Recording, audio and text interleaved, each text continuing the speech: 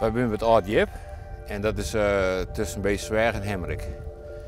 Ik ga 3 keer hier te draven. Wat is er zo lekker om hier te draven? De stilte. Dat is gewoon fantastisch. Ja. Ik heb iets met het gebied. Het is eigenlijk mijn achtertuin, zo zeg ik het maar. Dan kom je helemaal tot rust. Ja. Daarom moet ik hier kennen.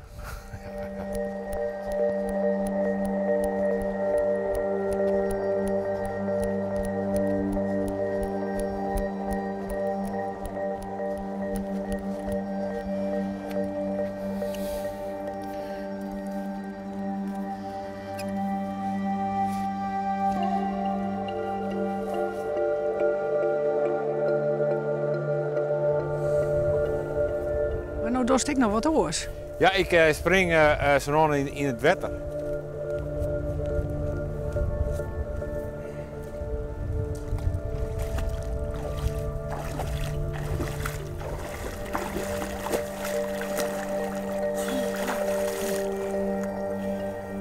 Als het erin zit, is dan net in eerste reactie, ik moet je zo gauw als mogelijk weer uit? Nee, dat net.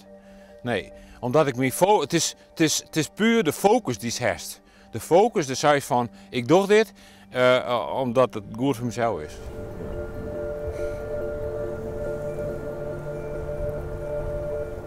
Ik hel diep adem. Ik zwaar dat mijn bloedsomloop gestimuleerd wordt. Dat ik graag lucht krijg. En daardoor gaan mijn aderen hier bestaan. En daardoor wordt het in feite, hier wordt het heel gauw warm. Dus is er vrij relaxed bij? Ja, ik voel me goed, ja.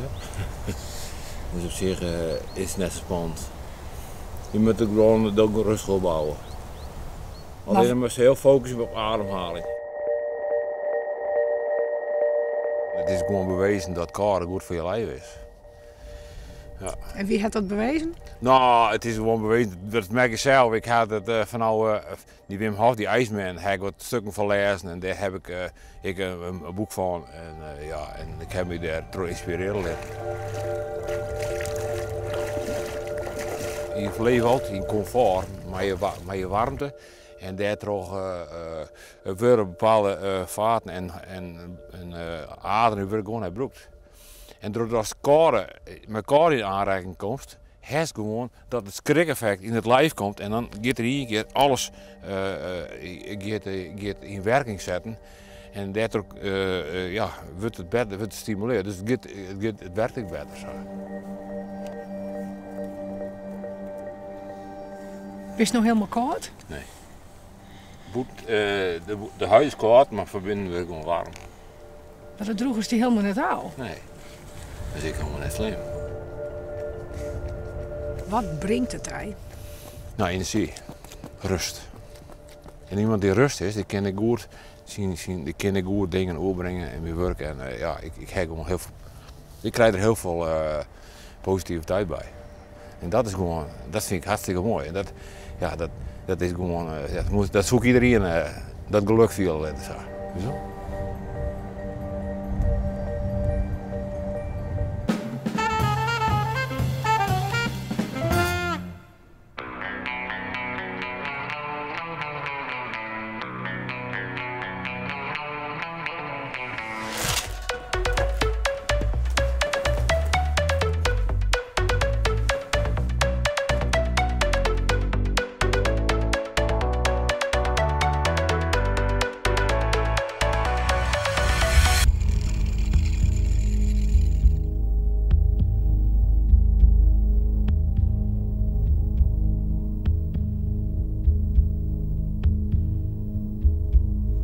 Ik zit zelf vanaf mijn 12e op deze sport. 12, 13 jaar was ik toen ik begon. Ik ben nu bijna 18. Mijn ouders die schieten al jarenlang zwartkruid. Dus dat is echt zwaar kaliber en zo. En mijn broer heeft ooit een keer gezegd toen hij ongeveer 14 was, zei hij zo van...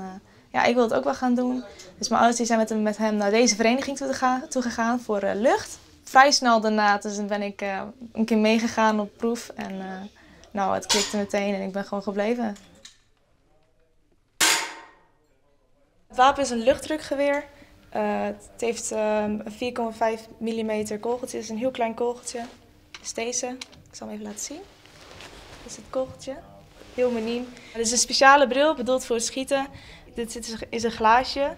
En via dat glaasje kan ik precies zien waar ik met mijn hoofd op de diopter kijk. En daarnaast zit er ook mijn brilglas gewoon in. Dus ik zie ook gewoon normaal door het glaasje heen. En deze is bedoeld om mijn oog af te schermen.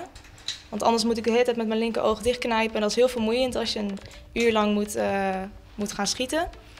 En vandaar dat deze er dus voor zit. En deze zijn bedoeld om wat meer afleiding tegen te gaan. Dus dan zie ik minder van de zijkanten. Dan kan ik mij gewoon concentreren op het schieten.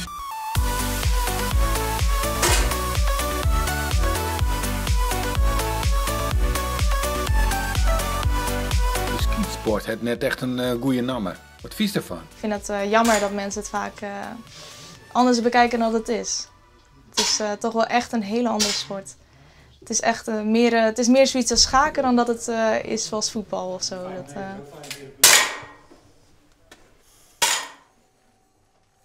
In Nederland zijn er niet zo heel veel schutters. Er zijn ongeveer 40 in mijn klasse.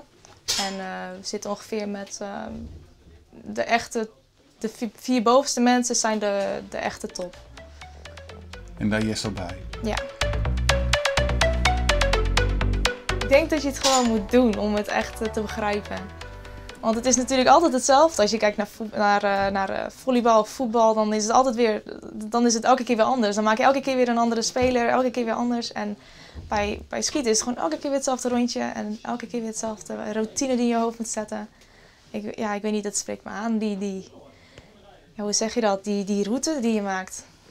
En dat is niet heel saai? Nee, ik vind van niet. Het is niet dat ik zeg van joh, het mag wel een keer anders. Het is juist een uitdaging om dat elke keer weer goed te doen.